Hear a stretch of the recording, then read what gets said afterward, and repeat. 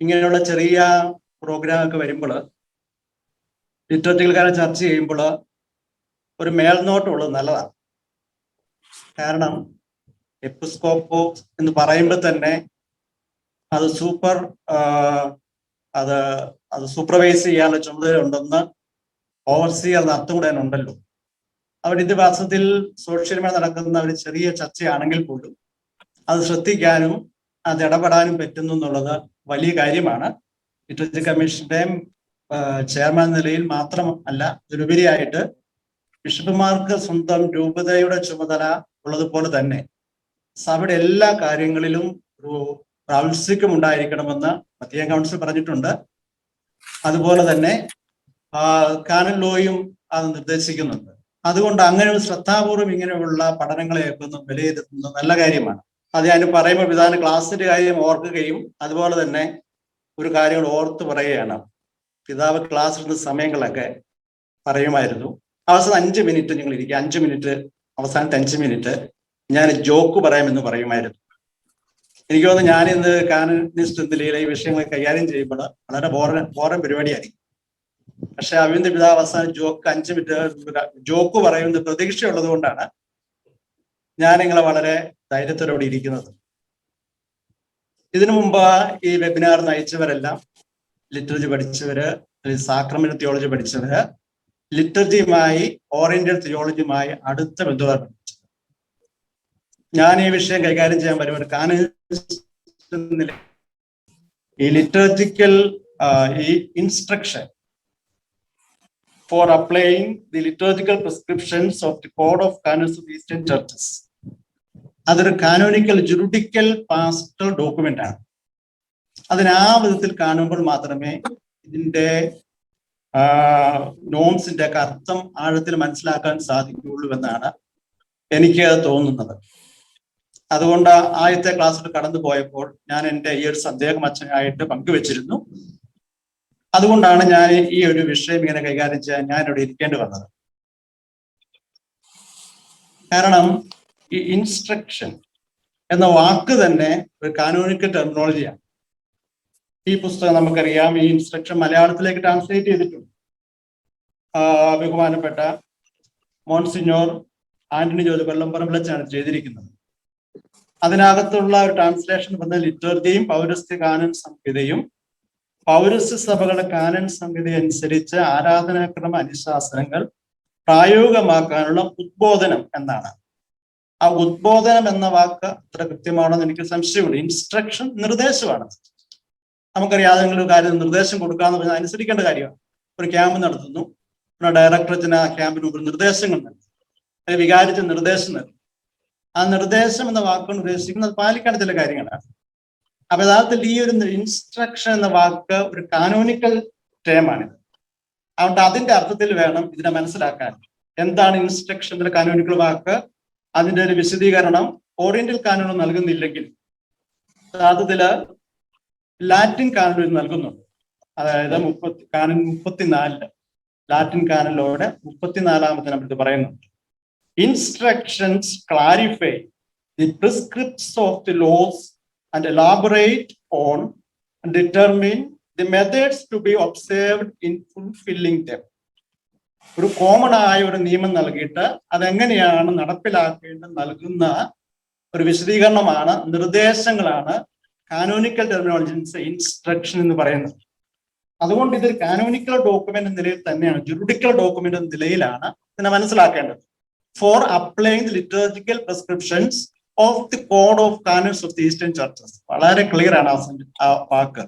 ഉള്ളത് liturgical prescription എന്ന് കേട്ടപ്പോൾ തന്നെ ലിറ്റർജി ആയിട്ട് മാത്രം ബന്ധമുള്ള സാക്രമെന്റ് തിയോളജി പഠിച്ചവർക്കാണ് കൈകാര്യം ചെയ്യാൻ ചിന്ത ഇതിനകത്ത് വന്നുപോയി. അതുകൊണ്ട് തന്നെ ഈ ക്ലാസ്സുകളിലൊക്കെ ആ ഒരു അർത്ഥത്തിലേക്ക് ഇതിനെ പോയിട്ടുണ്ടോ എന്ന് സംശയമുണ്ട്. അതായത് ഇതിന്റെ ജുറിഡിക്കൽ നേച്ചറിനെ കുറിച്ച് 1-ാമത്തെ അധ്യായത്തില് കൃത്യമായിട്ട് പറഞ്ഞിട്ടുണ്ട്. അതിന്റെ 5-ാമത്തെ നമ്പറിൽ പറഞ്ഞിരിക്കുന്നത് തന്നെ propositions of a juridical pastoral nature. പക്ഷെ കൂട്ടിച്ചേർത്തിട്ടുണ്ട് constantly taking initiative from the theological perspective. ഈ തിയോളജിക്കൽ ചില കാര്യം ഒത്തിരിയേറെ കാര്യത്തുണ്ട്. പക്ഷെ ഒരു ജുറിഡിക്കൽ നോം നൽകുന്നതിന്റെ ബേസിസ് ആയിട്ട് ഒരു തിയോളജിക്കൽ ഫൗണ്ടേഷനാണ് നൽകിയിരിക്കുന്നത്. അതുകൊണ്ട് ഒത്തിരിയേറെ തിയോളജിക്കൽ കാര്യങ്ങൾ പറഞ്ഞിട്ടുണ്ടെങ്കിലും അതിനെ ആ അർത്ഥത്തിൽ മനസ്സിലാക്കണം. ഈ കാനോനിക്കൽ നിയമങ്ങളെ ബേസിസ് ആയിട്ടാണ് തിയോളജി നിൽക്കുക. അല്ല, തിയോളജിയുടെ കാര്യം പറയാൻ വേണ്ടിയല്ല ഇത് ജുറിഡിക്കൽ നേച്ചർ പറഞ്ഞിരിക്കുന്നത്. അതുകൊണ്ട് ചിലപ്പോൾ ഇതൊക്കെ പോകുമ്പോൾ ആരോ പറഞ്ഞ പോലെ തോന്നി അത് ഒത്തിരി കാനലിൽ എഴുതി വെച്ചിട്ടുണ്ട്, എന്തിനാ എല്ലാം കാനലിൽ എഴുതി വെച്ചേക്കുന്നത്. യഥാർത്ഥത്തിൽ അത് കാനലോടെ ഒരു വിശദീകരണമാണ് അത് നൽകിയിരിക്കുന്നത്. അതുകൊണ്ട് ആ ഒരു ജുറിഡിക്കൽ പാസ്റ്റൽ നേച്ചർ അനുസരിച്ച് വേണം ഇതിനെ മനസ്സിലാക്കാൻ എന്നാണ് എനിക്ക് അതിൻ്റെ ആമുഖമായിട്ട് പറയാനുള്ളത്. ഞാൻ ഈ വിഷയത്തിലേക്ക് കിടക്കട്ടെ. വാസ്തവത്തില് ഇതിന് നീണ്ട ഒരു ചരിത്രമുണ്ട്. ഈ ഒരു കാര്യം ഞാനിപ്പോൾ ഓർക്കുന്നു. ഞാനിത് ക്ലാസ്സിലേക്ക് വരുന്നതിന് മുമ്പ് ഈ ഒരു വിഷയം എൻ്റെ മനസ്സിൽ പതിയുന്നത് യഥാർത്ഥത്തിൽ റൂമിൽ പഠിക്കാൻ ചെന്നപ്പോഴാണ്. ഈ ഇൻസ്ട്രക്ഷൻ ഇറങ്ങിയ സമയത്ത് തന്നെ കാഞ്ഞിരപ്പള്ളിയിലെ അഭിവന്ദ്യ വട്ടക്കുഴി പിതാവ് എല്ലാ അച്ഛന്മാർക്കും ഇതിന് കോപ്പി നൽകിയിരുന്നു. ഒരു ചെറിയൊരു ഇൻട്രൊഡക്ഷനോട് കൂടി കോപ്പി നൽകിയിരുന്നു. ഈ പുസ്തകത്തിന്റെ കയ്യിലോട്ട് എനിക്കറിയാമായിരുന്നു. ഞാൻ റോമിൽ ഇവർ പഠിക്കാൻ ചെന്നപ്പോൾ ഫസ്റ്റ് തന്നെ ഒരു സെമിനാർ എടുക്കണമായിരുന്നു. അപ്പൊ ഞങ്ങൾ മലയാളികളെല്ലാം സുരമലയാളികളെല്ലാം പെട്ടെന്ന് പങ്കെടുത്ത ഒരു സെമിനാർ എന്ന് പറയുന്നത് ഇത് തന്നെയാണ്. ഈ ഇൻസ്ട്രക്ഷനെ കുറിച്ച് സെമിനാറാണ്. ആ സെമിനാർ നടത്തിയിരുന്നത് യഥാർത്ഥത്തില് നമ്മുടെ ഓറിയന്റൽ ഇൻസ്റ്റിറ്റ്യൂട്ടിലും ഗ്രിഗോറി യൂണിവേഴ്സിറ്റിയിലും അതുപോലെ ഉർബാനിയ യൂണിവേഴ്സിറ്റിയിലും പഠിപ്പിച്ചുകൊണ്ടിരുന്ന വളരെ പ്രശസ്തനായ ഡിമിട്രി സലാക്കസ് എന്ന് പറയുന്ന ഗ്രീക്ക് ബൈസന്റൈൻ സഭയിലെ വൈദികനാണ്. വളരെ തീക്ഷ്ണതയോടുകൂടി വളരെ സ്പിരിറ്റോടുകൂടി തന്നെ അച്ഛൻ്റെ ക്ലാസ്സുകളിൽ പങ്കെടുത്തവരുടെ കാണുന്ന ഞാൻ കരുതുക. വളരെ ഭംഗിയായിട്ട് ഇത് അവതരിപ്പിക്കുമായിരുന്നു. കാരണം ഈ ഒരു വിഷയം അദ്ദേഹം അവതരിപ്പിക്കാൻ കാരണം തന്നെ ഈ ഇൻസ്ട്രക്ഷൻ രൂപീകരണത്തിൽ അദ്ദേഹം സഹായിച്ചിരുന്നു, എസ്പെറിൽ പങ്കെടുത്തിരുന്നു. അതുകൊണ്ട് ഈ വിഷയം ആവേശത്തോടെ നമ്മൾ പഠിപ്പിച്ചെന്ന് മാത്രമല്ല, അദ്ദേഹത്തിന് അറിയേണ്ടിയിരുന്നത് 96 ഇങ്ങനെ ഒരു ഇൻസ്ട്രക്ഷൻ വന്നിട്ട് എന്ത് പ്രതിഫലനമാണ് നമ്മുടെ സഭകളിലൊക്കെ മറ്റ് ഓറിയന്റൽ സഭകളൊക്കെ നടന്നുകൊണ്ടിരിക്കുന്നത്. അതറിയാനുള്ള ആഗ്രഹം അദ്ദേഹത്തിന് ഉണ്ടായിരുന്നതുകൊണ്ട് തീർച്ചയായിട്ടും അദ്ദേഹം എല്ലാവരുടെയും ഒരു സെമിനാറിൽ പേപ്പർ അവതരിപ്പിക്കണമായിരുന്നു. ഓരോ സഭകൾ ഇതിന്റെ വെളിച്ചം നടന്നിട്ട് കാര്യങ്ങളെ കുറിച്ച് അന്വേഷിക്കുകയും അതിന്റെ ഒരു പേപ്പർ അവതരിപ്പിക്കുകയും ചെയ്തിരുന്നു. ഈ അദ്ദേഹത്തിന്റെ ക്ലാസ് ഒത്തിരിയേറെ പേര്, അതായത് എനിക്കൊന്നൊരു 97 മുതൽ ഒരു 2003-2004 ഒക്കെ വരെയുള്ള കാലഘട്ടങ്ങളിൽ ഓറിയന്റൽ ഇൻസ്റ്റിറ്റ്യൂട്ടിലെ റൂമിൽ പഠിച്ചവർക്കെല്ലാം ഈ വിഷയം വളരെ വ്യക്തമായിട്ട് അറിയാം. അവിടെ ഈ വിഷയം ട്രീറ്റ് ചെയ്തത് കാനോൻ ലോ ഫാക്കൽറ്റിയുടെ ഭാഗം എന്ന നിലയിൽ തന്നെയാണ്. ചില ലിറ്ററേച്ചർ പഠിച്ചവരൊക്കെ അവിടെ പങ്കെടുത്ത സംഗതിയാണെങ്കിലും അത് ഓറിയന്റൽ കാനോൻ ലോ ഫാക്കൽറ്റിയുടെ ഒരു ഭാഗം എന്ന നിലയിലാണ് ഇത് അവതരിപ്പിച്ചത്. അതുകൊണ്ട് ആ പ്രൊഫസറിനെ ഞാൻ വളരെ നന്ദിയോടെ സ്നേഹത്തോടെ ഓർക്കുകയാണ്. ഇന്ന് രാവിലെ ഞാൻ ഞാൻ ആ പഴയ നോട്ടൊക്കെ എഴുതി നോക്കി. അന്ന് ഒരു സെമിനാറിന് വേണ്ടി പരീക്ഷയൊക്കെ മുന്നിൽ കണ്ടുകൊണ്ട് ആണ് അത് പഠിച്ചിരുന്നതെങ്കിലും ഇന്ന് വളരെ ആവശ്യപ്രകാരം വളരെ ആഴത്തിലൊന്ന് വായിക്കുകയും പഠിക്കുകയും ചെയ്തപ്പോൾ എത്ര കൃത്യമായി ഈ ഇൻസ്ട്രക്ഷൻ അദ്ദേഹം അവതരിപ്പിച്ചിട്ടുണ്ടെന്ന് ഞാൻ മനസ്സിലാക്കി. കാരണം ഇതിനെ സംബന്ധിച്ച് അദ്ദേഹത്തിന്റെ പിന്നീടുള്ള പല പുസ്തകങ്ങളിലും ഇത് കോട്ട് ചെയ്തുകൊണ്ട് തന്നെയാണ് അവതരിപ്പിച്ചിരുന്നത്. ഇത് മാത്രമല്ല, ഈ വിഷയം പഠിച്ചവർ നമ്മുടെ നാട്ടിൽ വേറെയുണ്ട്. കോതമംഗലം രൂപതയെ മുൻ ചാൻസലറായിരുന്ന ബഹുമാനപ്പെട്ട മാത്യു കൊച്ചുപുരക്കൽ അച്ഛൻ ഇപ്പം ഓസ്ട്രേലിയ മൊബൈൽ മെൽബൺ ഡൈസിന്റെ ചാൻസലറാണ്. അപ്പൊ അദ്ദേഹത്തിന്റെ തീസ് തന്നെ ലിറ്ററേച്ചറിക്കൽ നോംസിനെ കുറിച്ച് അദ്ദേഹത്തിന്റെ ഡോക്ടർ ഡിസർട്ടേഷൻ തന്നെ അതിനടുത്ത് കൃത്യമായിട്ട് അദ്ദേഹം പറയുകയും ചെയ്തിട്ടുണ്ട്. ഈ ഡിമിട്രി സലാക്കസിന്റെ അദ്ദേഹം ഡോക്ടറേറ്റ് ചെയ്തു. അത് സംബന്ധിച്ച ആർട്ടിക്കിൾ തന്നെ ഈ കോഡ് ഇറങ്ങി 10 വർഷത്തിന് ശേഷം റോമിലുള്ള മാർത്തോമ മാർഗത്തിന്റെ പ്രവർത്തനമാണ് നമ്മുടെ ഫ്രാൻസിസ് എലവത്തെങ്കിൽ പങ്കെടുക്കണം എനിക്ക് തോന്നുന്നത്. അദ്ദേഹത്തിന് അറിയാം. ഒരു പുസ്തകം നമ്മുടെ കോഡ് ഇറങ്ങിയിട്ട് 10 വർഷ ശേഷം എന്താണ് നമ്മുടെ സഭയിൽ നടക്കുന്നത് എന്നൊരു ഒരു പുസ്തകം ഫസ്റ്റ് ഡ്രിഫ്റ്റ് ആയിട്ട് എഴുതിയിരുന്നു, പബ്ലിഷ് ചെയ്തിരുന്നു. റോമിൽ പബ്ലിഷ് ചെയ്തു.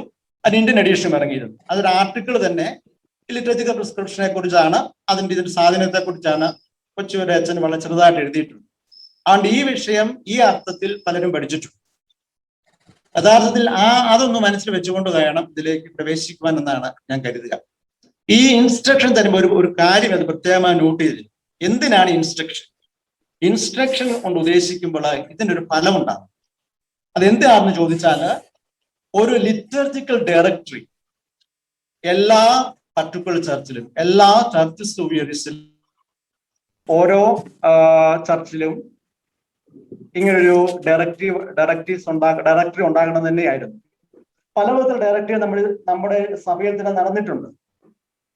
അതായത് നമ്മളിപ്പോ എക്യുമെനിക്കൽ ഡയറക്ടറി, അത് പൊതുവായിട്ടുള്ള എക്യുമെനിക്കൽ നമ്മുടെ ഒരു ഡയറക്ടറി പൊതുവായിട്ടുള്ളത് എക്യുമെനിസത്തിന്റെ കാര്യം പറഞ്ഞുകൊണ്ടുള്ളത് പൊതുവൽ കൗൺസിൽ ഫോർ ക്രിസ്ത്യൻ യൂണിറ്റിക്ക് ഇറക്കിയിരുന്നു. അതിനെ ബേസ് ചെയ്തുകൊണ്ട് അതാണിത്. അത് ഡയറക്ടർ തന്നെയാണ്. അതിൻ്റെ ഒരു ഇൻസ്ട്രക്ഷൻ പറയാൻ ബുദ്ധിമുട്ടുള്ളത് കൊണ്ട് അത് പിന്നീട് നമ്മുടെ സഭയിൽ നിന്ന് പിന്നീട് ഇത് 93 ഇറങ്ങിയതാണ്. ആദ്യം ഒന്ന് ഇറങ്ങിയെങ്കിലും പിന്നെ അത് 2017 നമ്മുടെ സഭയുടെ ഇത് ഇറങ്ങി. കൃത്യമായിട്ട് എഴുതിയിട്ടുണ്ട് ഇതിനകത്ത് ഇതിന്റെ directory, ecumenical directory of the Syro Malabar major archiepiscopal church. അതാണ് ഇത്. ഇൻസ്ട്രക്ഷൻ നൽകുന്നു, അല്ലെങ്കിൽ അവിടുന്ന് ഒരു കോമൺ ഡയറക്ടർ തരുന്നു.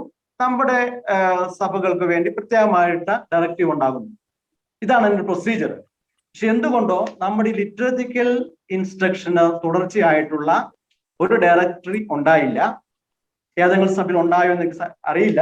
അത് നമ്മുടെ സഭയിലില്ല. എന്റെ അന്വേഷണം എനിക്ക് അറിയുവാൻ ഇടയായിട്ടില്ല. അതുകൊണ്ട് അത് ഒത്തിരിയേറെ പ്രശ്നങ്ങൾക്ക് ഇപ്പോഴും കാരണമാകുന്നുണ്ട് താനും. ഇതെല്ലാം ഞാൻ ഇൻട്രൊഡക്ടറി ആയിട്ട് പറഞ്ഞ കാര്യങ്ങളാണ്. അതുകൊണ്ട് എന്റെ വിഷയത്തിലേക്ക് കടക്കുമ്പോൾ ഇതൊരു സുപ്രഭാതത്തിൽ പെട്ടെന്ന് ഉണ്ടാക്കിയെടുത്ത ഒരു ഇൻസ്ട്രക്ഷൻ അല്ല യഥാർത്ഥത്തിൽ. ഇതിന് നീണ്ട ഒരു ചരിത്രം തന്നെയുണ്ട്. കാരണം നമ്മുടെ ഈ ഇൻസ്ട്രക്ഷൻ തന്നെ പഠിച്ചാൽ മനസ്സിലാകും.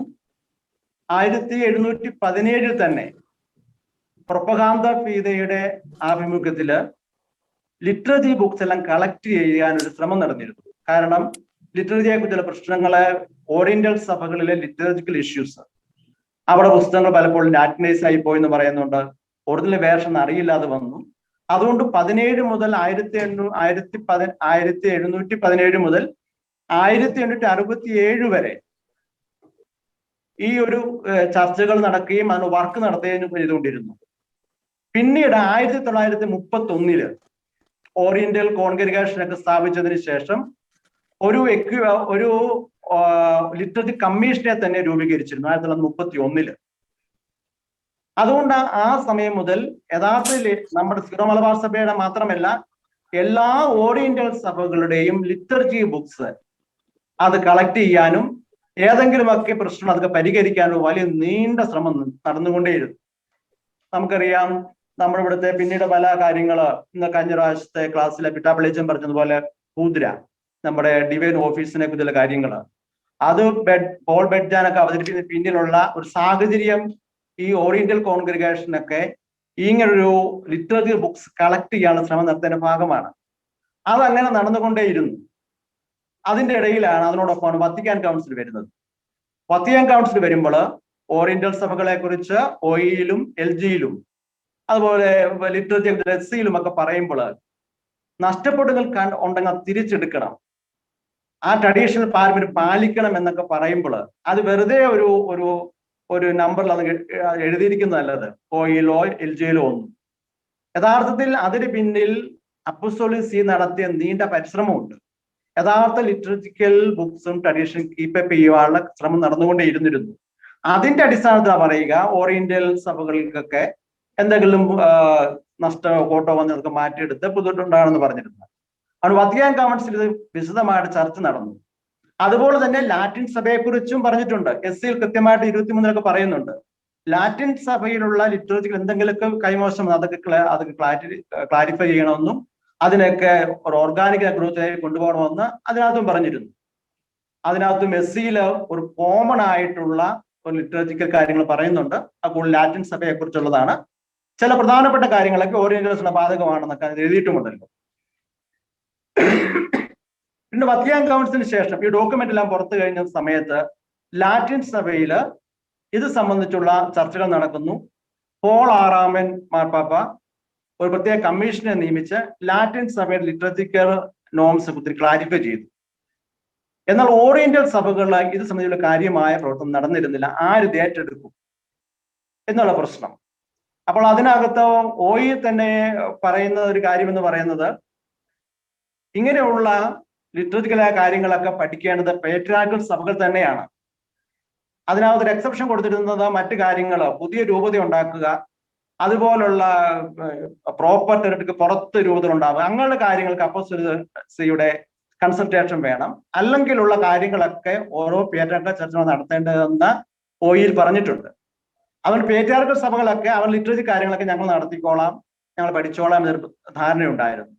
മറ്റ് സഭകളിലൊന്നും ഇതൊക്കെ ഒരു വലിയ ധാരണ ഉണ്ടായിരുന്നുമില്ല. അതുകൊണ്ട് എങ്കിലും ഓറിയന്റൽ കോൺഗ്രസ് സ്ഥാപിതമായിരുന്ന ലിറ്റർജിക്കൽ കമ്മീഷൻ അവർ തങ്ങളുടെ ഈ ലിറ്റർജിക്കൽ ബുക്സ് എഡിറ്റ് ചെയ്യാനുള്ള കാര്യങ്ങളൊക്കെ നടന്നുകൊണ്ടേയിരുന്നു.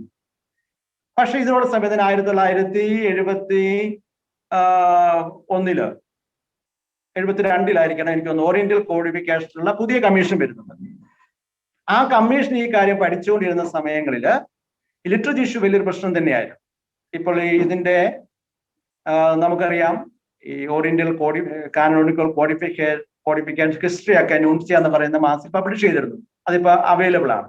അത് പല വോളിയങ്ങളായി ലിറ്ററേച്ചറിക്കൽ നോംസ് രൂപീകരിക്കുന്നതിന് ബുദ്ധിമുട്ടുകളൊക്കെ പറയുകയും പഠിപ്പിക്കുകയും ചെയ്തിരുന്നു. കാരണം ഈ 23 സഭ വ്യക്തിഗത ഓറിയന്റൽ സഭകളെയും ഒരുമിച്ച് ചേർത്ത് ഒരു കാനോനിക്കൽ ആയിട്ടുള്ള ഒരു ലിറ്ററേച്ചറിക്കൽ കോഡിഫിക്കേഷൻ വളരെ ബുദ്ധിമുട്ടുള്ളതായിരുന്നു. അതുകൊണ്ട് ബേസിസ് ആയ ചില കാര്യങ്ങൾ മാത്രമേ ഈ കോഡിലുള്ളൂ. അതുകൊണ്ട് തന്നെയാണ് നമ്മുടെ ഓറിയന്റൽ കോഡില് divine worship and especially the sacraments എന്ന ടൈറ്റിൽ 16. അതിനകത്ത് യഥാർത്ഥത്തില് ഒരു 228 കാനൻസേ ഉള്ളൂ ലിറ്ററേച്ചറിന് മൊത്തമുള്ള കാനൻസ്, ഇൻക്ലൂഡിങ് മാട്രിമോണിയൽ എല്ലാം കൂടെ വെച്ചിട്ട്. പക്ഷെ ലാറ്റിൻ കോഡിൽ 410 കാനൻസും ഉണ്ട്. നമുക്കിത് വളരെ കൃത്യമാണ്. ഓറിയന്റൽ സഭകളുടെ എല്ലാ സഭകളുടെയും പ്രശ്നം ഒരുമിച്ച് പരിഹരിക്കാൻ പ്രയാസമായതുകൊണ്ട് വളരെ കോമൺ ആയിട്ടുള്ള ചില നിർദ്ദേശങ്ങൾ മാത്രമേ കോഡിഫിക്കേഷൻ നടന്നിട്ടുള്ളൂ. അവിടെയൊക്കെ കൃത്യമായ റെഫറൻസ് കൊടുത്തിട്ടുണ്ട്. ഒന്നുകിൽ പർട്ടിക്കുലർ ലോ ഉണ്ടാക്കണം, അല്ലെങ്കിൽ ഓരോ സഭകളുടെയും liturgical prescriptions according to the literature books ആണ് ഇത് തീരുമാനത്തിലെത്തേണ്ടത് എന്ന് പ്രത്യേകമായിട്ട് പറഞ്ഞിരുന്നു. ഒത്തിരിയേറെ സ്ഥലങ്ങളിൽ പറഞ്ഞിട്ടുണ്ട്. അതില് എനിക്ക് തോന്നുന്നു അങ്ങനെയാണെങ്കിൽ അതൊരു 24 സ്ഥലങ്ങളിൽ ലിറ്ററേച്ചർ പ്രിസ്ക്രിപ്ഷൻസ് പാലിക്കണമെന്ന് പറഞ്ഞിട്ടുണ്ട്. 23-24 പർട്ടിക്കുലർ ഉണ്ടാക്കണമെന്ന് പറഞ്ഞിട്ടുണ്ട്. അപ്പോൾ ഓരോ പർട്ടിക്കുലർ സഭകൾക്കും അതിൻ്റെതായ പർട്ടിക്കുലർ ലോ ഉണ്ടാകണം, ലിറ്ററേച്ചർ പ്രിസ്ക്രിപ്ഷന്റെ പറഞ്ഞുകൊണ്ടുള്ള ഒരു ഡയറക്ടറി ഉണ്ടാകണമെന്ന് ധ്വനി അതിനകത്തുണ്ട്. അതുകൊണ്ട് ആ ഒരു വെളിച്ചത്തില് ഓറിയന്റൽ കോഡില് ലിറ്ററേച്ചർ സംബന്ധിച്ച കാര്യങ്ങളും ഒത്തിരി വിശദമായിട്ട് പറഞ്ഞിട്ടില്ല. പക്ഷെ അതേക്കുറിച്ചുള്ള നിയമനിർമ്മാണം നടത്തേണ്ടതാണ് ഓരോ സഭകളും എന്നുള്ള ദർശനം നൽകുകയും ചെയ്തത്. അങ്ങനെയുള്ള ഒരു സമയത്ത് ഓറിയന്റൽ കോഡ് അങ്ങനെ ഒരു തീരുമാനമെടുത്ത് വളരെ ചുരുങ്ങിയ രീതിയിൽ എന്നാൽ അത്യാവശ്യ കാര്യങ്ങൾ പറഞ്ഞാണ് അത് രൂപീകരിച്ചിരിക്കുന്നത്. അത് ഭംഗിയായിട്ട് ചെയ്യുകയും ചെയ്തിട്ടുണ്ട്. അത് അങ്ങനെ പോകുന്നു. എങ്കിലും പ്രശ്നം കിടപ്പുണ്ടായിരുന്നു. ലാറ്റിൻ സഭകളുടെ ലിറ്ററേച്ചർ പ്രശ്നം ഏകദേശം ഒക്കെ ക്ലാരിറ്റി വരുന്നുവെങ്കിലും ലിറ്ററേച്ചർ നോംസ് ക്ലാരിഫിക്കേഷൻ പ്രിസ്ക്രിപ്ഷൻസ് നൽകിയില്ല എന്ന് ഉള്ള പഠനം എല്ലാവർക്കും അറിയാമായിരുന്നു. അതുകൊണ്ട് ഈ 90-ലെ കോഡ് പ്രൊമുൾഗേറ്റ് ചെയ്തെങ്കിലും ആ കമ്മീഷൻ ഇച്ചിരും കൂടെ എലാബറേറ്റ് ചെയ്തിട്ട് ഒരാൾ എക്സ്പെർട്ടിനെയൊക്കെ വഹിച്ചുകൊണ്ട് ഈ ഇൻസ്ട്രക്ഷൻ നൽകി 96-ല് ഇൻസ്ട്രക്ഷൻ നൽകുകയാണ് ചെയ്തത്. ഇപ്പോൾ ഇത് 25 വർഷമായി. അപ്പൊ ഈ ഇൻസ്ട്രക്ഷന്റെ ലക്ഷ്യം വെച്ചിരുന്നത് ഒരു ഡയറക്ടറി തയ്യാറാക്കുക എന്നുള്ളതായിരുന്നു. ആ ഡയറക്ടറി തയ്യാറാക്കുന്നതിന്റെ ആവശ്യം അടിസ്ഥാനമുള്ള ജുറിഡിക്കൽ പാസ്റ്റർ നോംസ് ആയിരുന്നു, based on the theological explanation. അതുകൊണ്ട് ഇതൊരു തിയോളജിക്കൽ, പെട്ടെന്ന് നോക്കുമ്പോൾ തിയോളജിക്കൽ ആയിട്ടുള്ള ഒരു ഡോക്യുമെന്റ് തോന്നുമെങ്കിലും അത് കാനോനിക്കൽ നോംസിന്റെ വിശദീകരിക്കാൻ വേണ്ടിയുള്ള സപ്പോർട്ടിംഗ് ആയിട്ടാണ് ലിറ്ററേച്ചർ നോംസ് ഇവിടെയുള്ള തിയോളജിക്കൽ ഫൗണ്ടേഷൻ നൽകിയിരിക്കുന്നത്. അതുകൊണ്ട് ആ അർത്ഥത്തിലെ കാണുകയാണ് ചെയ്യേണ്ടതെന്നാണ് എനിക്ക് പ്രത്യേകമായിട്ട് പറയാനുള്ളത്. അങ്ങനെ ഒരു പ്രത്യേകിച്ചുള്ള ഒരു ലിറ്ററേച്ചർ ഡയറക്ടറീസ് രൂപീകരിച്ചില്ലെങ്കിൽ ഒത്തിരി ബുദ്ധിമുട്ടാണ് ഉണ്ടാകുന്നുണ്ടെന്ന് വളരെ വ്യക്തമാണ്. ഒത്തിരി ഉദാഹരണങ്ങൾ എനിക്ക് പറയാനുണ്ടെങ്കിലും എന്തെങ്കിലുമൊക്കെ ലിറ്ററേച്ചറായ ചില കാര്യങ്ങളൊക്കെ പറയുമ്പോൾ ഇത് എന്തുകൊണ്ട് ഇതൊക്കെ ചെയ്തത്, ആര് പറഞ്ഞു, എങ്ങനെ ചെയ്തു, അതിന് പറയാൻ ക്ലാരിഫൈ ചെയ്യാൻ ആളില്ല. ഈ പ്രിസ്ക്രിപ്ഷൻ പ്രത്യേകം ലിറ്ററേച്ചർ ബ്രെഡിനെ കുറിച്ച് പറഞ്ഞിട്ടുണ്ട്, യൂക്കറിസ്റ്റിക് ബ്രെഡ്. അതിന്റെ ഒത്തിരി ലെവലിൽപ്പെട്ടാണല്ലോ ഒത്തിരിയേറെ പ്രശ്നം, അത് നോക്കിക്കോട്ടെ. അങ്ങനെയുള്ള ഒരു ഓസ്തിയിൽ എന്താണ് മുദ്ര ചെയ്യേണ്ടത്? ക്രൂശിത രൂപമാണോ, മാർത്തോമാ ശ്ലീഹായാണോ, IHS ആണോ? അങ്ങനെ ഒത്തിരി കാര്യങ്ങള് ക്ലാരിറ്റി വരേണ്ടായിരുന്നു. ഇതിപ്പം വാസ്തവത്തില് നമുക്ക് ഇച്ചിരി വിഷമം ഉണ്ടാകി പോകും. പല സിസ്റ്റേഴ്സ് ഒക്കെ അവരുടെ ഉപജീവന മാർഗം എന്ന രീതിയിലാണ് പലപ്പോഴും ഉണ്ടാക്കുക. ഏതെങ്കിലും എവിടെയെങ്കിലും ഇരിക്കുന്ന ഒരു ഇതുണ്ടാക്കുന്നയാള് ഡൈ ഉണ്ടാക്കുന്ന അതിന്റെ ഒരു ഫോമൊക്കെ ചെയ്തുണ്ടാക്കാം.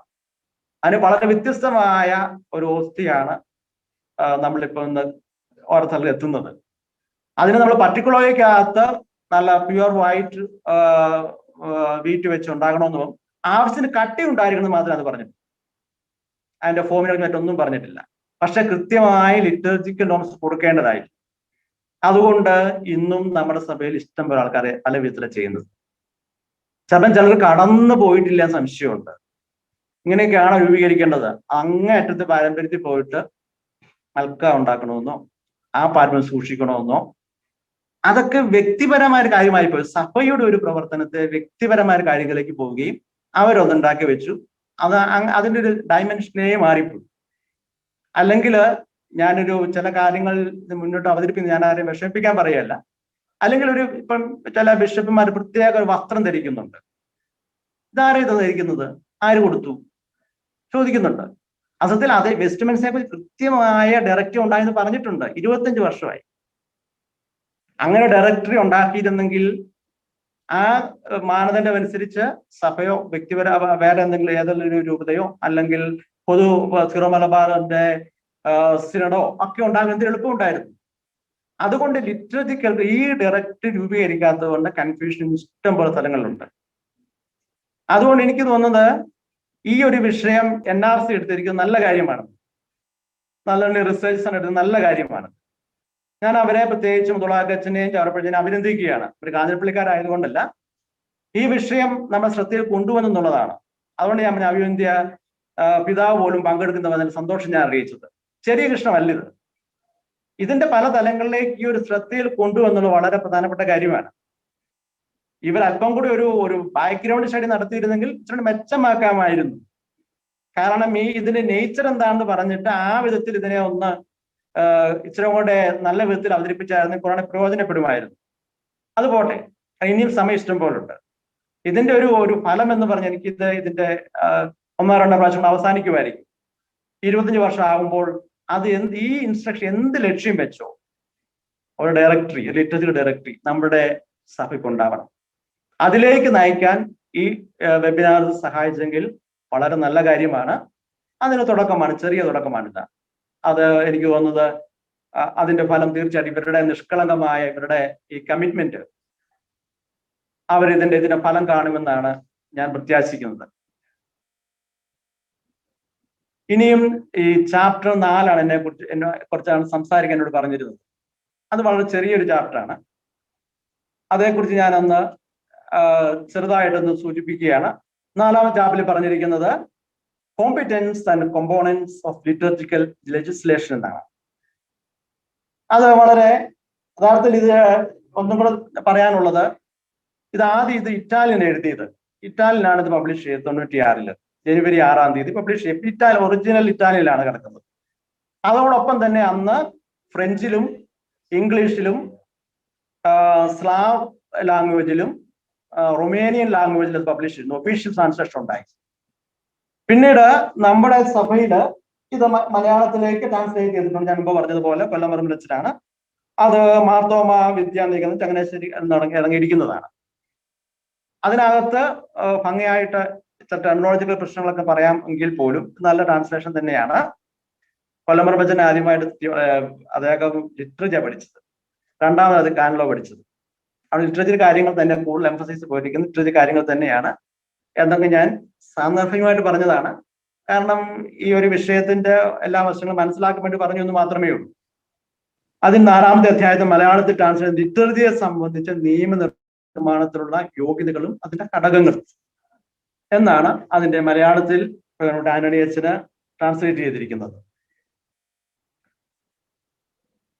Competencies for liturgical regarding worship. ആരാണ് ഈ ലിറ്റർജിക്കൽ നോംസും ലിറ്റർജിക്കൽ കാര്യങ്ങളൊക്കെ ചെയ്യേണ്ടത്. Reference to canon 657, Canon 668, paragraph 2 of the Code of Canons of the Eastern Churches indicates the competent authority for the regulation of public divine worship. In the patriarchal churches, this is the patriarch with the consent of the synod of bishops. നമുക്കറിയാം patriarchal സഭകളിലും മെത്രാർക്കൽ സഭകളിലൊക്കെ അത് patriarch with the consent of the synod എന്നുള്ളതാണ് യഥാർത്ഥത്തിൽ അത് ചെയ്യേണ്ടത്. അതുപോലെ തന്നെ അതിന്റെ മറുവശം എന്ന് പറയുന്നത് പോലെ അത് 668 ഇതേ കാര്യം തന്നെ ലിറ്ററേച്ചറെ സംബന്ധിച്ച് പറയുമ്പോഴും അതിന് പൊതുവായിട്ടുള്ള നമുക്ക് അറിവുള്ള കാര്യമാണ്. അതോടൊപ്പം തന്നെ അതാണ് ഈ കാര്യം ഇവിടെ അപ്പോസ്തോലികസിയാണ് ഇതിന്റെ കൺസെന്റ് വേണമെന്ന് പിന്നീട് പറയുന്നുണ്ട്. അവിടെ കൺസെന്റോട് കൂടിയാണ് ഈ ട്രാൻസാക്ഷൻ ഒക്കെ നടത്തേണ്ടത്. അതാണ് അത് കോമ്പിറ്റൻസീസ് ഫോർ റെഗുലേറ്ററി വർഷിപ്പ് എന്നുള്ളതാണ് ആദ്യത്തെ നമ്പർ 22 പറയുന്നത്. അതുപോലെ പിന്നെ 23 റോൾ ഓഫ് ബിഷപ്പ്. അത് വളരെ പ്രധാനപ്പെട്ട കാര്യമായിട്ട് കാനൻ 199 paragraph 1 പറഞ്ഞിട്ടുണ്ട്. The coordination of the literature roles entrusted to the authority of the church is made explicit by the current legislation Canon 199 paragraph 1 of the Code of Canons of Eastern Churches, which indicates the role of the eparchal bishop as the moderator, promoter, and guardian of entire liturgical life of the eparchy. അതിന്റെ ഭംഗിയായിട്ടാണ് അത് codify ചെയ്തിരിക്കുന്നത്. Moderator, promoter, and guardian of the entire liturgical life of the eparchy. Similar commitment is asked in other canons of his collaborators. അത് ശ്രദ്ധിക്കണം. അതൊരു രൂപതയില് മെത്രാനാണ്, രൂപതാ മെത്രാനാണ് അതിന്റെ ഉത്തരവാദിത്വം പറയുന്നതോടൊപ്പം തന്നെ കൊളാബറേറ്റേഴ്സ്, പ്രോട്ടോപ്രിസ്പെറ്റേഴ്സ്, ഫൊറോന വികാരിമാർക്ക് അതിന്റെ കൃത്യമായിട്ട് പറഞ്ഞിട്ടുണ്ട്. ലിറ്ററേച്ചർ ബുക്സ് അനുസരിച്ച് തന്നെയാണോ ഒരു പള്ളിയില് ആരാധന നടത്തേണ്ടതെന്ന് ശ്രദ്ധിക്കുവാനുള്ള ഒരു കടമ, ഒരു നോക്കാനുള്ള ചുമതല പ്രോട്ടോപ്രിസ്പെറ്റേഴ്സിനുണ്ട്. അവർ പാരിഷ് പ്രീസ്റ്റ് ചുമതലപ്പെട്ടതാണിത്. അതുപോലെ ഏതെങ്കിലും പ്രത്യേക റെക്ടേഴ്സ്, ചർച്ചിന്റെ റെക്ടേഴ്സിനുണ്ട്. അപ്പം അത് യഥാർത്ഥത്തില് മെത്രാന്റെ എപ്പാർക്കൽ ബിഷപ്പിന്റെ ആ അധികാരത്തില് പങ്കാളികൾ എന്നല്ല അവരതിനെല്ലാം പറ്റുന്നത്.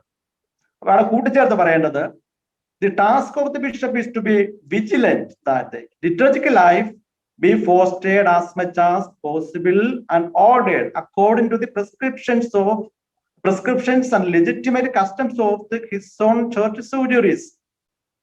ആ ഒരു സഭയുടെ പാരമ്പര്യം മനസ്സിലാക്കിക്കൊണ്ട് വേണം, ലിറ്ററേച്ചർ പാട്രിമണി അനുസരിച്ചാണ് അത് പാലിക്കേണ്ടത്.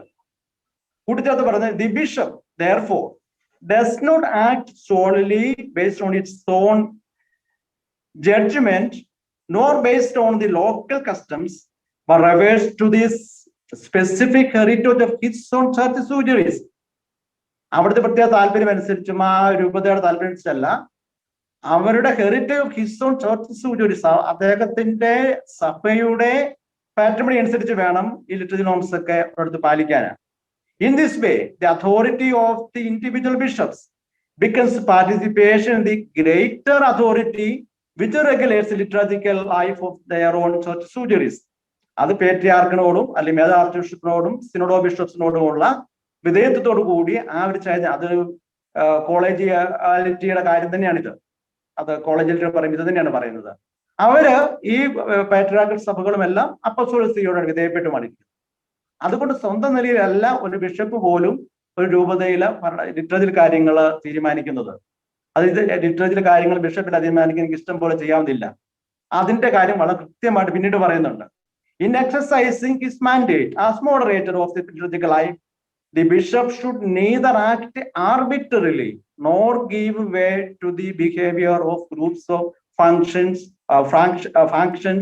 but together with his clergy, let him be an attentive guardian of the liturgical awareness present and operating in the living memory of the people of God to him. ഓർക്കണം, ഇപ്പൊ നമ്മുടെ ഇപ്പൊ പ്രാരംഭ കൂദാശകൾ ഒരുമിച്ച് കൊടുക്കുക, അത് കൃത്യമായിട്ട് അത് പഠിപ്പിച്ചിട്ടുണ്ട്, ഫോർമുലേറ്റ് ചെയ്തിട്ടുണ്ട്.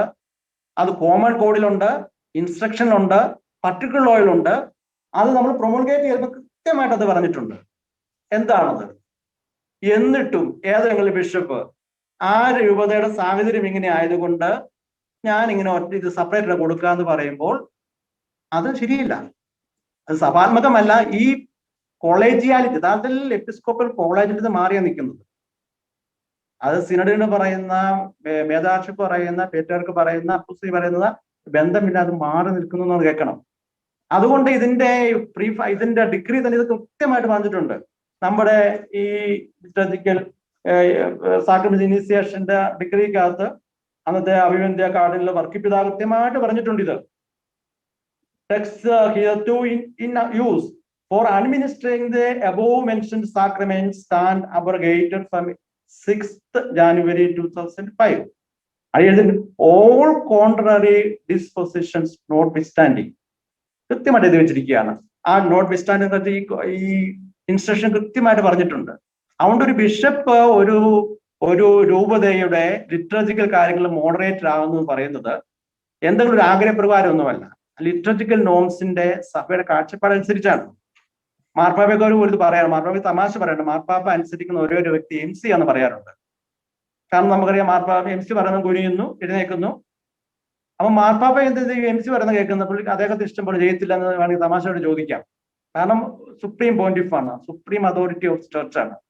ഒരു ദിവസം രാവിലെ ഈടെ വന്ന മാർപ്പാപ്പ ഫ്രാൻസിസ് മാർപ്പാപ്പ ഈടെ ഇറാഖിലൊക്കെ പോയിട്ട് വന്നപ്പോൾ എന്നാൽ നാളെ ചെന്ന് വത്തിക്കാനില്ല സെന്റ് പീറ്റേഴ്സ് ബസിലിക്കയില് ഞാൻ നാളെ ഇന്ന് മുതൽ അർത്താറാവുമായിട്ട് ഖുർആൻ എല്ലാം പോവുകയാണ് എന്ന് അദ്ദേഹത്തിന് വെറുതെ ഒരു ദിവസം രാവിലെ പോയി ചെയ്യാൻ പറ്റില്ല. അധികാരമുണ്ട്, തീർച്ചയായിട്ടും അതിന്റെ ലിറ്ററജിക്കൽ വേസിൽ അത് മാറ്റം വരുത്തി അതിന്റെ ലെജിസ്ലേഷൻ നടത്തിയിട്ട് ചെയ്യാം. അല്ലാതെ ആരെങ്കിലും ഒരു ബിഷപ്പിനോ ആരെങ്കിലും ഒരു സ്ഥലത്ത് എനിക്കിത് അധികാരമുണ്ടെന്ന നിലയിൽ അങ്ങനെയുള്ള ഒരു കാര്യം യഥാർത്ഥത്തിൽ ഇല്ല. ആ ഒരു മോഡറേറ്റർ ആണ് അധികാരമുണ്ടെന്ന് പറയുമ്പോൾ ആ കാര്യം ശ്രദ്ധിക്കണമെന്നാണ് ഇവിടെ പ്രത്യേകമായി ഈ ഇൻസ്ട്രക്ഷൻ കൃത്യമായിട്ട് പറഞ്ഞിട്ടുണ്ട്. ദി റോൾ ഓഫ് ദി അപ്പോസ്റ്റൽസിയെ കുറിച്ച് പറഞ്ഞിട്ടുണ്ട്. കാരണം ഞാൻ മുമ്പേ പറഞ്ഞ ഈ ഒരു ലിറ്ററജിക്കൽ ബുക്സ് കീപ്പ് ചെയ്യാനുള്ള, യഥാർത്ഥത്തിലുള്ള ലിറ്ററേച്ചർ എന്താണെന്ന് കണ്ടുപിടിക്കാനുള്ള ഒരു ശ്രമം, വർഷങ്ങൾ, നൂറ്റാണ്ടുകൾ ഒരു ശ്രമം അപ്പോസ്റ്റലി നടത്തിയിട്ടുണ്ട്, ഓറിയന്റ് കോൺഗ്രേഷൻ നടത്തിയിട്ടുണ്ട്. അതുകൊണ്ട് എന്തെങ്കിലും ലിറ്ററേച്ചറിൽ മാറ്റം വരുത്തുമ്പോൾ അപ്പോസ്റ്റോലിക്സിന് അംഗീകാരം വാങ്ങണം എന്ന് പറയുന്നത് അത് വെറുതെ പറയുന്നതല്ല.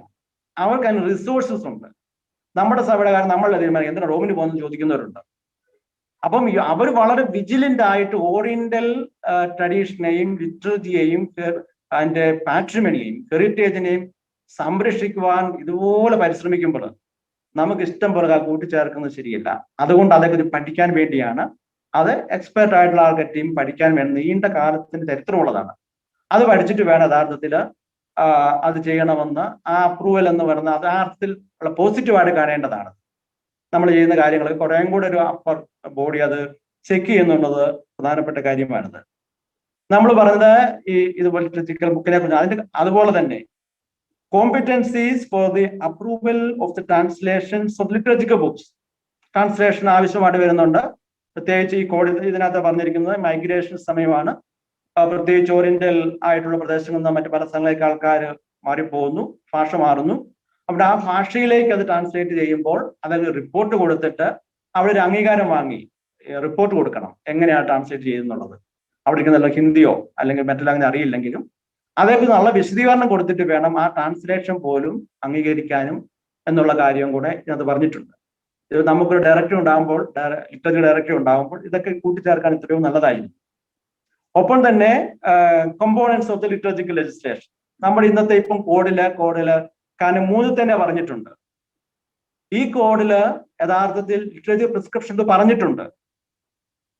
അതനുസരിക്കാൻ കടപ്പെട്ടവരാണ് എല്ലാവരും. ഏതെങ്കിലും കോമൺ കോഡിന് കോൺട്രറി ആയിട്ടുള്ള, എതിരായിട്ട് എന്തെങ്കിലും ലിറ്ററേച്ചർ പ്രിസ്ക്രിപ്ഷൻ ഉണ്ടെങ്കിൽ മാത്രമേ അനുസരിക്കാതിരിക്കാൻ പറ്റുള്ളൂ. അല്ലെങ്കിൽ ഈ കോഡിന്റെ ഒരു ചൈതന്യം എന്ന് പറയുന്നത് ലിറ്ററജിക്കൽ പ്രിസ്ക്രിപ്ഷന് കൃത്യമായിട്ട് പാലിക്കണമെന്ന് തന്നെയാണ്. അതിനൊരു ജുറിഡിക്കൽ ഇഫക്റ്റ് ഉണ്ട് ലിറ്ററജിക്കൽ പ്രിസ്ക്രിപ്ഷൻസിന്. അത് എതിരാണെങ്കിൽ, അത് കോമൺ കോഡിന്റെ സ്പിരിറ്റിന് എതിരാണെങ്കിൽ വേണ്ട എന്ന് പറഞ്ഞ് ശരിയാണ്. അല്ലെങ്കിൽ ഈ കോഡിന്റെ ഇത് തന്നെയാണ് ഈ കോഡ് പ്രൊമൾഗേറ്റ് ചെയ്തുകൊണ്ട് അപ്പോസ്തോലിക് കോൺസ്റ്റിറ്റ്യൂഷനില് വിശുദ്ധ ജോൺ പോൾ രണ്ടാമൻ മാർപ്പാപ്പയും പറഞ്ഞ കാര്യം ഇതാണ്.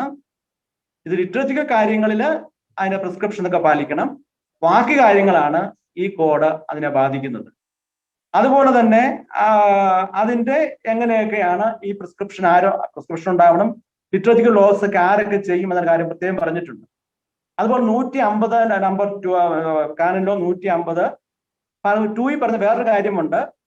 ഈ ലിറ്ററേച്ചർ ആയ കാര്യങ്ങളൊക്കെ ഒരു സിനഡ് പേട്രിയാർക്കോ മേജർ ആർച്ച് ബിഷപ്പോ സിനഡ് കൺസൺ പൂർത്തിയാക്കുമ്പോൾ അതീസഭ എവിടെയൊക്കെ ഉണ്ടോ ലോകത്തെമ്പാടും ഇതിന് അത് ഇഫക്റ്റീവാണ്. അതിപ്പം ഏതെങ്കിലും ടെറിട്ടറിക്ക് പുറത്തുള്ളതാണെങ്കിലും വിദേശത്തുള്ളതാണെങ്കിലും ഏതർത്ഥത്തിലാണെങ്കിലും ലിറ്ററേച്ചർ സംബന്ധിച്ച ഒരു മേജർ ആർച്ച് ബിഷപ്പോ patriarch with consent of the synod of bishops അതിന്റെ proper approval of the apostolic see വന്നിട്ടുണ്ടെങ്കിൽ അത് ലിറ്ററേച്ചർ സംബന്ധിച്ച് എല്ലായിടത്തും ലോകമെമ്പാടും ആ സഭ എവിടെയൊക്കെ ഉണ്ടോ അവിടെയൊക്കെ അത് ബാധകമാണ് എന്ന് പ്രത്യേകം പറഞ്ഞിട്ടുണ്ട്. മറ്റു നിയമങ്ങളൊക്കെ അങ്ങനെയല്ല, അതിന് മറ്റു കാര്യങ്ങളൊക്കെ അപ്പോസ്റ്റോലിസി ഇങ്ങനെയല്ല. പക്ഷേ ഈ ലിറ്ററേച്ചർ കാര്യം എല്ലായിടത്തും ഒരുപോലെ ആപ്ലിക്കബിൾ ആണെന്ന കാര്യവും പ്രത്യേകം അത് നമ്മൾ ശ്രദ്ധിക്കേണ്ടതാണ്. ഇത് പറഞ്ഞു വെക്കുമ്പോൾ തന്നെ ഒത്തിരിയേറെ കോംപ്ലക്സിറ്റീസ് പർട്ടിക്കുലർ ലിറ്ററേച്ചർ ലെജിസ്ലേഷൻ അത് ബുദ്ധിമുട്ടുണ്ടെന്ന കാര്യം കോഡ് പ്രത്യേകമായിട്ട് പറയുന്നുണ്ട്. ഇൻസ്ട്രക്ഷൻ പ്രത്യേകം പറയുന്നുണ്ട്. ഇങ്ങനെയുള്ള ലെജിസ്ലേഷൻ നടത്താനൊക്കെ വളരെ ബുദ്ധിമുട്ടുണ്ടെന്ന കാര്യം കൃത്യമായിട്ട് പറഞ്ഞിട്ടുണ്ട്. അത് കൂട്ടിച്ചേർത്ത് അടുത്ത് കസ്റ്റംസിനെ കുറിച്ച് പറഞ്ഞിട്ടുണ്ട്. ഈ കസ്റ്റംസിനെ കുറിച്ച് പറയുന്നതെന്ന് പറയുമ്പോൾ ഇതെല്ലാം കൗണ്ടർ ആയിട്ട് കോമൺ കോഡിലെ CC ഉള്ള കാര്യങ്ങൾ തന്നെയാണ്. ആണ് CC യിലുള്ള എന്താണ് കസ്റ്റം, ആ കസ്റ്റംസ് എങ്ങനെയാണ് അത് നടപ്പിലാക്കേണ്ടത് എന്നുള്ള കാര്യം വ്യക്തമായിട്ട് ഈ ഒരു നമ്പർ ഒന്ന് വിശദീകരിച്ചിട്ടുണ്ട്. ആ ഒരു കാര്യം പരിഗണിച്ച് വേണം ഡയറക്റ്റീവ്സ് ഒക്കെ രൂപീകരിക്കാൻ എന്നാണ് ഈ ഇൻസ്ട്രക്ഷൻ പറയുന്നത്. ലിറ്ററേച്ചർ ബുക്സ് ആൻഡ് എക്യുമെനിസം അത് വളരെ പ്രധാനപ്പെട്ടതാണ്. എക്യുമെനിസവുമായിട്ട് ബന്ധിപ്പിച്ചു പോലും ഈ ലിറ്ററേച്ചറായിട്ടുള്ള ബുക്സ് രൂപീകരിക്കാൻ അതിന്റെ കൃത്യമായിട്ടുള്ള നമ്മുടെ നിർദ്ദേശങ്ങൾ എക്യുമെന ഡയറക്ടർ നൽകിയിട്ടുണ്ട്. എക്യുമെനിസവുമായിട്ട് ബന്ധിപ്പിച്ചും നമുക്ക് ചില കാര്യങ്ങൾ നടത്താം. കാരണം ഓറിയന്റൽ സഭകളിൽ നമുക്കറിയാം കാത്തലിക് ഓറിയന്റൽ സഭകൾ ഉള്ളപ്പോൾ തന്നെ അതിന്റെ കൗണ്ടറായിട്ട് ഓർത്തഡോക്സ് സഭകളൊക്കെയുണ്ട്. പ്രാർത്ഥനകളൊക്കെ ഏകദേശം ഒരുപോലെ തന്നെ. അപ്പൊ അതിന്റെ രണ്ടു കൂട്ടിലും ഒരുമിച്ച് മനസ്സിലാക്കിക്കൊണ്ട് നല്ല വിധത്തില് കോമൺ പ്രാർത്ഥന, സ്വർഗസ്നായുള്ള പ്രാർത്ഥന, അതുപോലെ പല ചില പ്രാർത്ഥനയൊക്കെ ഈ ഡയറക്ടീവ് എക്യുമെനൽ ഡയറക്ടീവ് പറഞ്ഞിട്ടുണ്ട്, 187 പറഞ്ഞിട്ടുണ്ട്. അങ്ങനെ ചില പ്രാർത്ഥനകളൊക്കെ രൂപീകരിക്കുന്നത് നല്ലതാണ്. അത് ഈ കോഡ് മുന്നിൽ കാണുന്ന എക്യുമെനിക്കൽ ആയിട്ടുള്ള കാര്യങ്ങൾ ആണ്.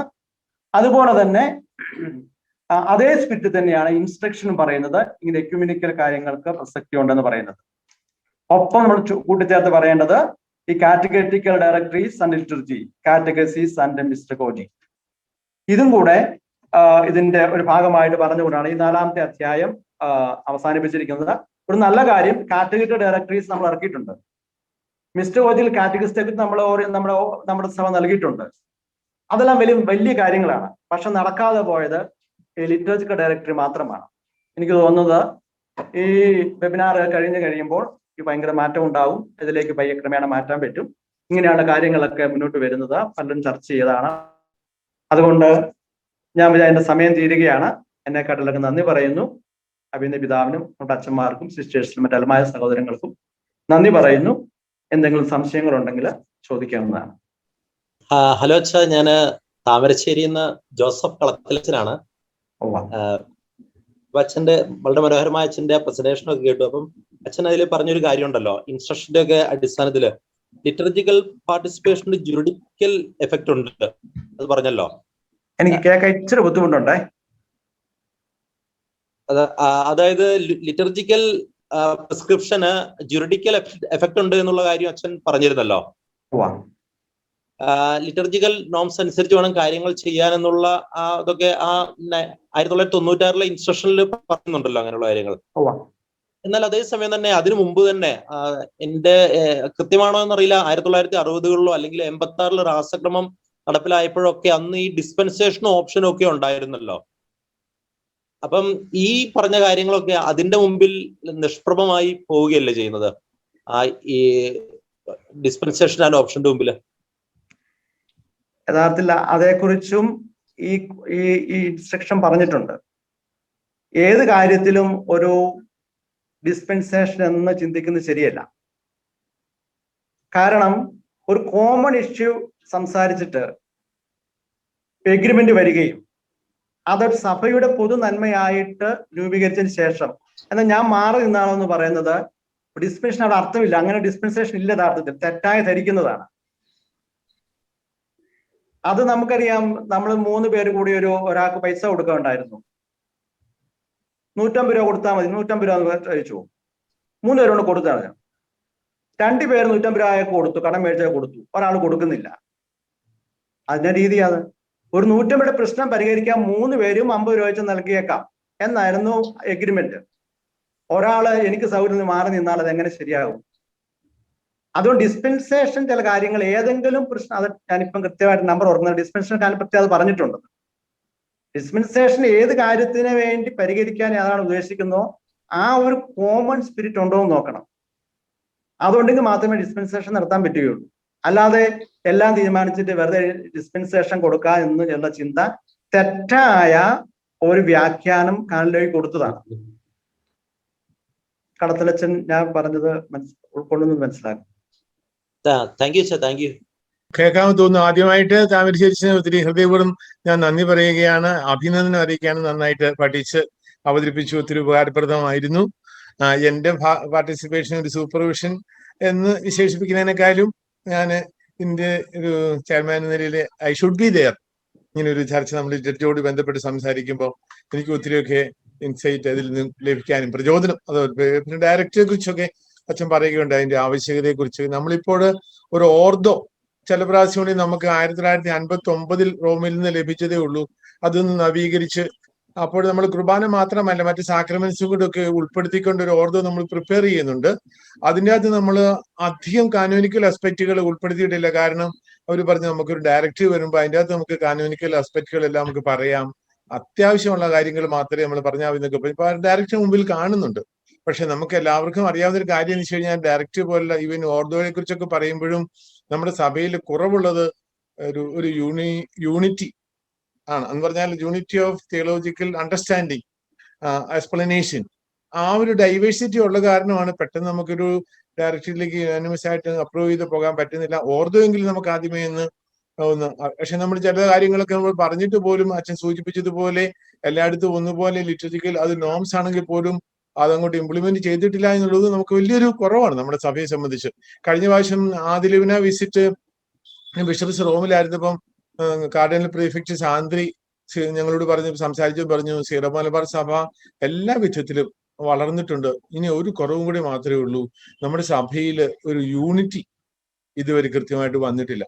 അപ്പൊ അതാണ് ശരി. അപ്പൊ മറ്റുള്ളവർ നമ്മുടെ സഭയെ കുറിച്ച് പഠിക്കുമ്പോഴും അവർക്ക് മനസ്സിലാകുന്ന ഇതാണ്, വേണ്ടത്തൊരു യൂണിറ്റി മാത്രം നമുക്ക് ഇതുവരെയും വന്നിട്ടില്ല. ആ യൂണിറ്റി ഉണ്ടെങ്കിൽ നമുക്ക് ഈ പറയുന്ന കാര്യങ്ങളെല്ലാം നമുക്ക് ക്രമീകരിക്കാൻ സാധിക്കും. എനിക്ക് തോന്നുന്നു അത് വെറുതെ ഒരു എക്സ്ക്യൂസ് ആയിട്ട് ഞാൻ പറയുന്നതല്ല. തീർച്ചയായിട്ടും നമുക്ക് ഡയറക്റ്റ് ഏറ്റവും വേഗത്തിൽ ഉണ്ടാക്കണമെങ്കിൽ മാത്രമേ സെലിബ്രേഷന്റെ യൂണിറ്റിയും ഐക്യവും ഒരു നിർദ്ദേശവും അറിവും എല്ലാം എല്ലാവർക്കും കിട്ടുകയുള്ളൂ. അതിന്റെ ഒരു ആദ്യത്തെ പടി എന്ന നിലയിൽ ഈ ഓർഡോ സെലിബ്രാസിയോണിൽ നമ്മൾ പുതുതായിട്ട് നമ്മൾ നവീകരിച്ച് സിനഡും അംഗീകരിച്ച് കിട്ടുമ്പോൾ ഒരു പകുതി ഭാഗം, ഒരു കുറച്ച് ഭാഗമെങ്കിലും നമുക്ക് യൂണിറ്റിയിലേക്ക് വരാൻ സാധിക്കും.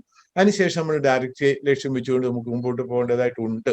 ഏതായാലും അച്ഛന്റെ ക്ലാസ് വളരെ നല്ല ഇൻസൈറ്റും ഒരു പ്രചോദനവും ഒരു ഇൻസ്പിറേഷനും ഇൻക്ലൂഡിങ് മീ അത് നൽകി. അതുകൊണ്ടാണ് ഞാൻ ആദ്യമേ തന്നെ കൺഗ്രാജുലേഷൻ എന്ന് അല്ലെങ്കിൽ നന്ദി, താങ്ക് യു വെരി മച്ച് എന്നൊക്കെ ഞാനും പറഞ്ഞത്. അതാണ് എനിക്ക് കൂട്ടിച്ചേർക്കാനുള്ളത്. Thank you. ഞാനൊരു പിതാവ് ഓൾറെഡി അതിനെ ഉത്തരം പറഞ്ഞെന്ന് എനിക്ക് തോന്നി. നമ്മുടെ ലിറ്റർജിക്കൽ ഡയറക്ടറിയെ പറ്റിയുള്ള ഒരു ചിന്ത കുറേയും കൂടിയും ശക്തമായിട്ട് ഉണ്ടാകാൻ സാധ്യതയില്ലേ? പ്രത്യേകിച്ച് ഈ ഒരു കാലഘട്ടത്തിൽ കുറേയും കൂടിയൊക്കെ തീർച്ചയായിട്ടും ഐക്യത്തിലേക്ക് അത് നയിക്കാൻ സാധ്യത ഉള്ളത് കൊണ്ടുകൂടെ ആ ഒരു ഡയറക്ടറിയെ പറ്റിയുള്ള ഒരു വർക്ക് തുടങ്ങേണ്ട സമയമായില്ലേ എന്നൊരു തോന്നൽ ഒന്ന് ഉറക്കെ പറയുന്നു എന്ന് മാത്രമേ ഉള്ളൂ. ലിറ്റർജിക്കല് ഇതുപോലുള്ള ഡയറക്ടറിയില് സേക്രഡ് ആർട്ട്, ഐക്കൺസ് ഇതേക്കുറിച്ചെല്ലാം വിശദമായ വിവരം നൽകണമെന്ന് പറഞ്ഞിട്ടുണ്ട്. ലിറ്റർജിക്കൽ ബുക്സ്, ലിറ്റർജിക്കൽ എക്സ്പ്ലനേഷൻ മാത്രമല്ല, പിന്നീട് വരുമ്പോൾ നമുക്കറിയാം അതേക്കുറിച്ച് വ്യക്തമായിട്ട് പറയുന്നുണ്ട്. ഇങ്ങനെയുള്ള കാര്യങ്ങളെല്ലാം ലിറ്ററേച്ചർ സംബന്ധിച്ച്, ആർട്ട് സംബന്ധിച്ച്, അതിന്റെ മ്യൂസിക് സംബന്ധിച്ച് എല്ലാം കൃത്യമായിട്ട് നിർദ്ദേശം കൊടുക്കുന്നത് നല്ലതാണെന്ന് ഈ ഇൻസ്ട്രക്ഷൻ പറഞ്ഞിട്ടുണ്ട്. താമരശ്ശേരിച്ചിന് വേണമെങ്കിൽ ഈ in view of liturgical directory എന്നൊക്കെ പറഞ്ഞിട്ടൊക്കെ എഴുതി തുടങ്ങാവുന്നതാ. അല്ല, അത് യഥാർത്ഥത്തില് ഈ നസ്രാണി റിസർച്ച് സെന്റർ തന്നെ നടത്താവുന്ന ഒരു കാര്യമാണ്. അവർ ചില പുസ്തകങ്ങൾ ഇപ്പോഴേ പബ്ലിഷ് ചെയ്തിട്ടുണ്ട്. അടുത്ത ദിവസം മുതുവാകച്ചൻ ചാറുപ്പഴച്ചൻ തന്നെ തീക്കട്ട എന്ന് പറഞ്ഞുകൊണ്ട് വിശുദ്ധ കുർബാനയെ കുറിച്ച് ഒരു പുസ്തകം കഴിഞ്ഞു. അതിന്റെ നമ്പർ 1 ആണ് കിടക്കുന്നത്. ഇദ്ദേഹത്തിന് പോലെ ഫ്രാൻസിസ് അച്ഛൻ പറഞ്ഞതുപോലെ എനിക്ക് തോന്നുന്നത് ഇവരുടെ ഒരു അക്കാഡമിക് പർപ്പസ് നിലയിൽ, അക്കാഡമിക് വ്യൂവില് ഈ വിഷയം മുന്നോട്ട് കൊണ്ടുവരാൻ നല്ലതാണെന്ന് എനിക്ക് തോന്നുന്നു. മറ്റു പ്രശ്നങ്ങളൊന്നും ഇല്ലെങ്കിലും സ്റ്റഡി പർപ്പസ് ഓരോ കാര്യങ്ങളൊക്കെ ഇതുപോലെ അവതരിപ്പിക്കുന്നത് നല്ലതായിരിക്കും. വ്യക്തിപരമായിട്ട് അവതരിപ്പിക്കുന്നതിനേക്കാൾ ഉപരി ഒരു കൂട്ടായ ശ്രമത്തിലൂടെ ഇതുപോലുള്ള നസ്രാണി റിസർച്ച് സെന്ററിൽ അവർക്ക് ചെയ്യാൻ പറ്റുന്ന ഒരു പ്രപ്പോസലോ അല്ലെങ്കിൽ അതൊന്ന് പുറത്തു കൊണ്ടുവന്നത് നല്ലതാണ്. താമരശ്ശേരിച്ചൻ പറഞ്ഞ ആശയത്തെ ഞാനും അടിവരയിട്ട് അത് അംഗീകരിക്കുകയും ചെയ്യുകയാണ്. കാരണം ആരാ തുടങ്ങുന്ന രീതിയിൽ മാത്രമേ ഉള്ളൂ. ഇവര് റിസർച്ച് സെന്റർ ഇത്രയും എല്ലാം താല്പര്യം എടുക്കുകയും ഒക്കെ ചെയ്തപ്പം അവർക്ക് അതിന്റെ ഒരു പൈനേഴ്സ് ചെയ്യാം. പിന്നെ അതിനകത്ത് വേണമെങ്കിൽ എന്തെങ്കിലും കൂട്ടിച്ചേർക്കുകയോ പൊതു അംഗീകാരം മേടിക്കുകയോ ഒക്കെ ചെയ്താൽ മതി. വാസ്തവത്തിൽ അപ്പം ഒരു വലിയൊരു സഹായമായിരിക്കും എന്നുള്ള യാതൊരു സംശയമില്ല. ഓമിതാവേ, അത് വാസ്തവത്തിൽ അതൊരു അക്കാഡമിക് പർപ്പസ് വെക്കുമായിരിക്കും നല്ലത്. അല്ലെങ്കിൽ ഏതൊരു സെന്ററിൽ നിന്ന് മാത്രം വരുമ്പോൾ നമ്മുടെ യൂണിറ്റി അതിനെ ബാധിച്ചെന്നിരിക്കും. ചില പ്രത്യേക സർക്കിളിൽ നിന്ന് വന്നതല്ല ഇത്, നമ്മൾ സ്വീകരിക്കണോ സംശയം ഉണ്ടാവും. അത് വരുമ്പോൾ ഒരു അക്കാഡമിക് ലെവലിൽ തന്നെ നിൽക്കട്ടെ, ഒരു ഡിസ്കഷന് വേണ്ടി മാത്രം നിൽക്കുമായിരിക്കും നല്ലത്, ഒരു സ്റ്റഡി പർപ്പസ് നിലയിൽ. ഞങ്ങളത് ശ്രമിക്കാം പിതാവേ. അതിനുള്ള സപ്പോർട്ട് അതുപോലെ ഇതിനകത്ത് കുറച്ച് ഗാനേഷുകളൊക്കെ പങ്കെടുക്കുന്നുണ്ടാവാം. അത് എലോത്തിങ്കൽ അച്ഛനുണ്ട്, അതുപോലെ മറ്റു പലരും ഉണ്ടെങ്കിൽ ഞങ്ങൾക്ക് നിങ്ങൾ സഹായിക്കാൻ പറ്റും തീർച്ചയായിട്ടും. സന്തോഷം, നന്ദി. ഞങ്ങൾ ശ്രമിക്കാം കേട്ടോ, തീർച്ചയായിട്ടും. എനിക്ക് ഞാൻ പറഞ്ഞ കൊച്ചുപേരി അച്ഛന് ഉള്ളതാകാൻ ഒത്തിരി ചെയ്യാൻ പറ്റുന്ന അച്ഛൻ ഈ ലൈനിൽ തന്നെ പഠിച്ചു. നന്ദി പറയാനായിട്ട് ബഹുമാനപ്പെട്ട ജോസ് മാത്യു പറപ്പള്ളി അച്ഛനെ ക്ഷണിക്കുന്നു. പിന്നെ പിതാവേ, ബഹുമാനപ്പെട്ട അച്ഛന്മാരെ, പ്രിയ സഹോദരങ്ങളെ, നമുക്ക് ഈ ഒരു മണിക്കൂർ സമയം വളരെ ഏറെ പ്രയോജനപ്രദമായിരുന്നു എന്ന് ഞാൻ കരുതുകയാണ്. 1996 വത്തിക്കാനിൽ നിന്നും പുറപ്പെടുവിച്ച പൗരസ്ത്യ കാനൻ നിയമത്തിലെ ആരാധനക്രമ സംബന്ധമായ നിർദ്ദേശങ്ങളുടെ പ്രായോഗികതയെപ്പറ്റി നൽകിയ രേഖയെ അടിസ്ഥാനമാക്കിയാണ് ബഹുമാനപ്പെട്ട കുര്യൻ താമരശ്ശേരി അച്ഛന് ഈ വെബിനാർ ഇപ്പോൾ നയിച്ചത്. എനിക്ക് ഇതിൽ സംബന്ധിച്ചപ്പം ഒത്തിരി സന്തോഷം തോന്നി, അതോടൊപ്പം തന്നെ അല്പം ദുഃഖവും തോന്നി. കാരണം ഇത്രയും നാളായിട്ടും നമ്മുടെ സഭയ്ക്ക് കൃത്യമായിട്ടുള്ള ഒരു ഡയറക്ടറി ഉണ്ടാക്കാനായിട്ട് കഴിഞ്ഞില്ലല്ലോ എന്നുള്ള ഒരു വലിയ ദുഃഖം തോന്നി. ഞാൻ ഈ ഓർദോയുടെ കാര്യം ഒന്ന് ഇവിടെ സൂചിപ്പിക്കണമെന്നും കൊണ്ടിരിക്കുകയായിരുന്നു. അതിനാണ് അഭിയന്റെ പിതാവ് അതിനെക്കുറിച്ച് സംസാരിച്ചത്. 59 നമുക്ക് റോമിൽ നിന്നും അതിന്റെ ഒരു നിർദ്ദേശങ്ങൾ അല്ലെങ്കിൽ ആ ഓർദോ നമുക്ക് ലഭിച്ചത്. അത് കഴിഞ്ഞ് കൃത്യമായിട്ടുള്ള ഒരു നിർദ്ദേശം നമ്മുടെ സഭയുടേതായിട്ട് പോലും വന്നിട്ടില്ല.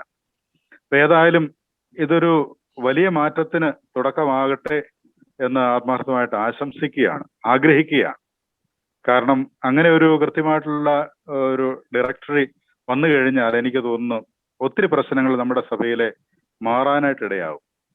അതിനെല്ലാം കാരണമായി നസ്രാണി റിസർച്ച് സെന്ററിന്റെ ആഭിമുഖ്യത്തിൽ നടത്തിയ ഈ വെബിനാർ ബഹുമാനപ്പെട്ട താമരശ്ശേരി അച്ഛൻ വളരെ സ്റ്റഡീഡ് ആയിരുന്നു. നല്ല ബോധ്യത്തോടുകൂടെ ആധികാരികമായിട്ട് തന്നെ അതിനെ സംബന്ധിച്ചിട്ടുള്ള വിശദമായിട്ടുള്ള കാര്യങ്ങൾ നൽകി. അച്ഛന് സമയം തികഞ്ഞില്ല എന്നാണ് എനിക്ക് തോന്നുന്നത്. അച്ഛന് ഇത്ര സമയം പോരായിരുന്നു. എനിക്ക് തോന്നുന്നു ഇനിയും ഇതിനെ സംബന്ധിച്ചിട്ടുള്ള സ്റ്റഡീസ് നസ്രാണി റിസർച്ച് സെന്ററിന്റെ ആഭിമുഖ്യത്തിൽ തന്നെ നടത്തുന്നത് നല്ലതായിരിക്കും. കാരണം ഒത്തിരി കാര്യങ്ങൾ ഇനിയും മനസ്സിലാക്കാനായിട്ടുണ്ട്, പഠിക്കാനായിട്ടുണ്ട്. എനിവേ, ഇതൊരു നല്ല തുടക്കമാകട്ടെ. നസ്രാണി റിസർച്ച് സെന്ററിന് അതിന്റെ ഡയറക്ടർ ആയിരിക്കുന്ന ചവറപ്പുഴയച്ചനും മുതുവിളാക്കലച്ചനും പ്രത്യേകം ഇങ്ങനെ ഒരു വെബിനാർ ക്രമീകരിച്ചതിന് ആദ്യമേ നന്ദി പറയുകയാണ്. അതോടൊപ്പം തന്നെ വളരെ ഭംഗിയായിട്ട് ഈ സെക്ഷൻ നയിച്ച ബഹുമാനപ്പെട്ട കുര്യൻ താമരശ്ശേരി അച്ഛന് എല്ലാവരുടെയും പേരിൽ, അഭിമന്യ പിതാവിന്റെയും ഇന്ന് ഈ വെബിനാറിൽ സംബന്ധിച്ച മുഴുവൻ അച്ഛന്മാരുടെയും മറ്റ് സിസ്റ്റേഴ്സിന്റെ സഹോദരങ്ങളുടെ ഒക്കെ പേരിലുള്ള ആത്മാർത്ഥമായിട്ടുള്ള നന്ദി അറിയിക്കുന്നു. ദൈവം അനുഗ്രഹിക്കട്ടെ. Thank you.